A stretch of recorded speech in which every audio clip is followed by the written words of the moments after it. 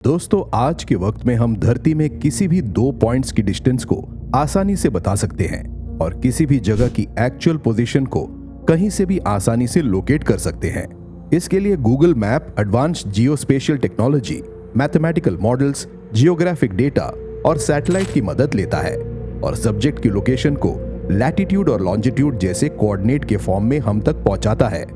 इसी तरह से हम आज सन, मून, अर्थ और सभी प्लैनेट्स की एग्जैक्ट डिस्टेंस और साइज का भी पता लगा सकते हैं।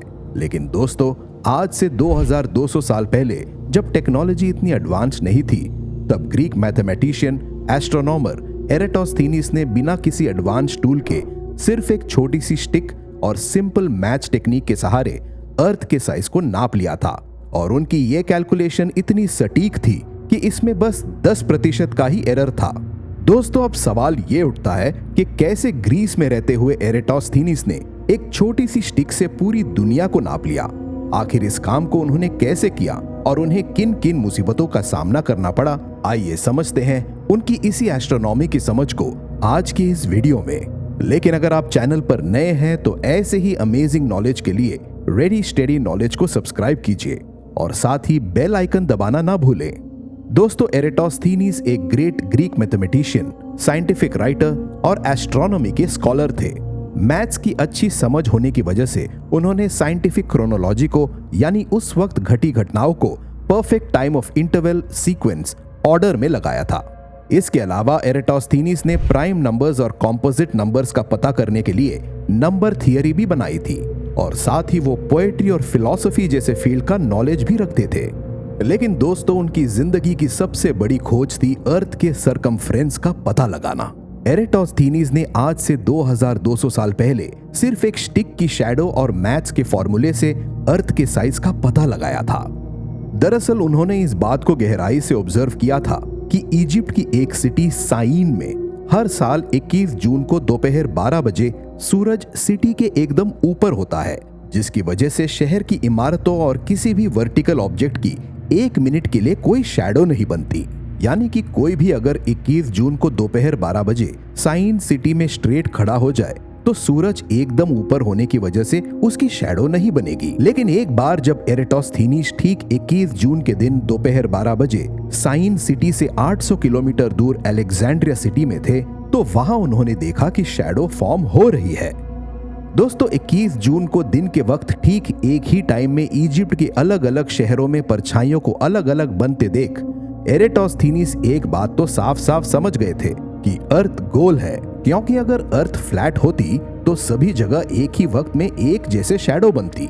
लेकिन ऐसा नहीं था और ये बात एरेटोस्थीनीस पहले से ही जानते थे, क्योंकि इससे पहले भी एनेक्सागोरस और एम्पिडोपल्स जैसे फिजिसिस्ट ने अर्थ के सर्कुलर होने की बात कही थी। दरअसल उनका कहना था कि अर्थ गोल है क्योंकि जब लूनार एक्लिप्स यानी चंद्र ग्रहण होता है तब अर्थ की शैडो मून पर पड़ती है, जो कि कर्व फॉर्म में होती है।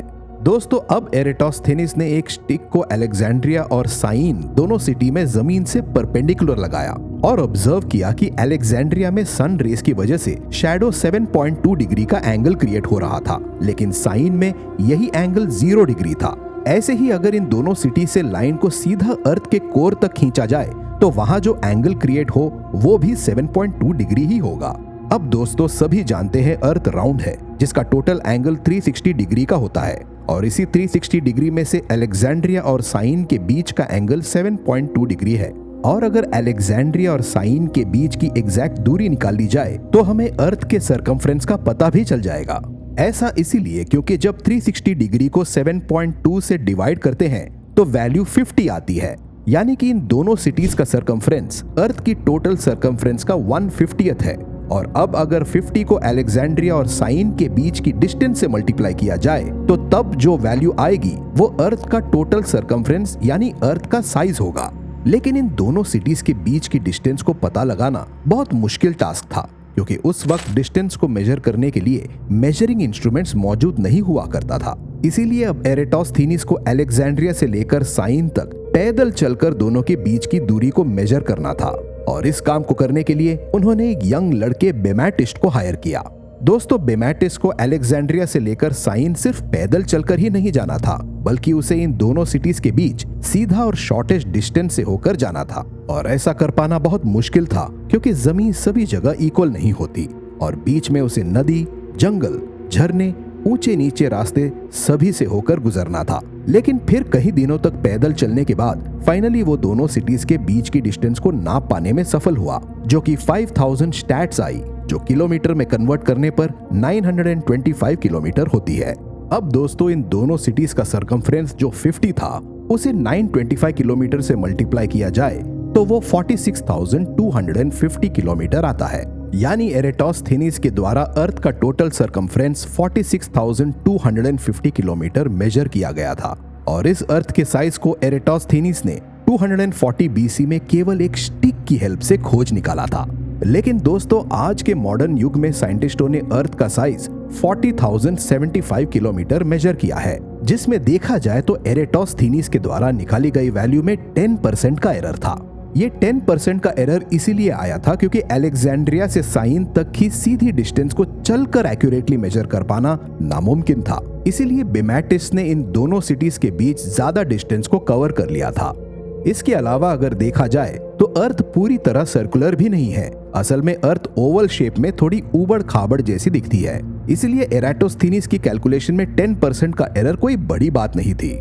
लेकिन दोस्तों फिर भी 2200 साल पहले बिना किसी एडवांस टूल के अर्थ के साइज को कैलकुलेट करना बहुत बड़ी बात थी, जबकि उस वक्त ज्यादातर लोग अर्थ को फ्लैट माना करते थे। दोस्तों आज के वक्त में साइंटिस्ट अर्थ ही नहीं बल्कि अर्थ से भी कई लाइट ईयर दूर मौजूद एक्सोप्लैनेट का साइज, मास, उसके एटमॉस्फेयर का भी बड़ी आसानी से पता लगा लेते हैं। इसके लिए साइंटिस्ट ट्रांजिट मेथड का इस्तेमाल करते हैं।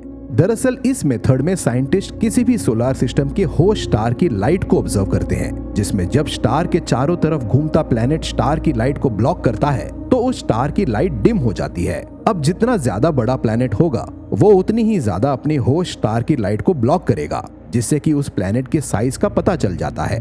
ऐसे ही स्टार की कंटिन्यूअस डिम होती लाइट के टाइम पीरियड को मेजर करके प्लैनेट का ऑर्बिटल पीरियड, यानी कि प्लैनेट अपने होस्ट स्टार का कंप्लीट रोटेशन कितने दिनों में करता है, उसका पता लगाया जाता है। दोस्तों इसी तरह से एक्सोप्लैनेट के एटमॉस्फेयर में मौजूद एलिमेंट्स का भी पता लगाया जाता है। दरअसल किसी भी एक्सोप्लैनेट के होस्ट स्टार से जब लाइट उस प्लैनेट से टकराती है तो उस प्लैनेट के इंफ्रारेड स्पेक्ट्रम को मेजर किया जाता है।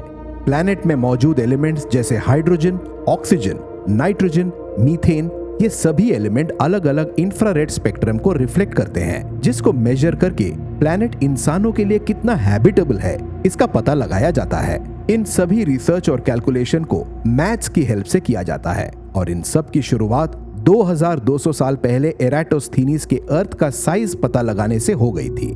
तो दोस्तों एरेटोस्थेनीज के इस हैरत अंगेज काम के बारे में आपकी क्या राय है, हमें कमेंट करके जरूर बताएं। फिलहाल आज के इस वीडियो में बस इतना ही। ऐसे ही नॉलेजेबल वीडियोस देखते रहने के लिए सब्सक्राइब करें हमारे चैनल रेडी स्टडी नॉलेज को और बेल आइकन दबाना ना भूलें। मिलते हैं अगले वीडियो में, तब तक के लिए अलविदा। जय हिंद।